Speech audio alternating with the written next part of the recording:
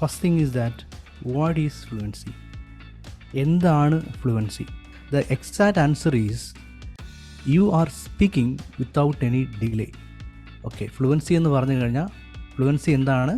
No delay.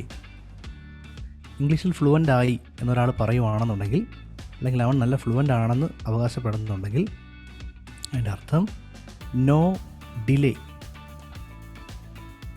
You are speaking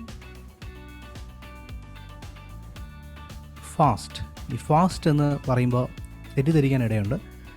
fast എന്ന് പറഞ്ഞാൽ ഒരാൾ ഒരു കാര്യം ചോദിക്കുമ്പോൾ തുരുതുരുതുരുതുരാ ഇങ്ങനെ പറയുന്നതല്ല. Like for example, what did you have yesterday? So yesterday I was with my friend and I was having. ഇങ്ങനെ പടപടപടാ സ്പീഡിൽ പറയുന്നതല്ല ഫ്ലുവൻസി എന്ന് പറയുന്നത്.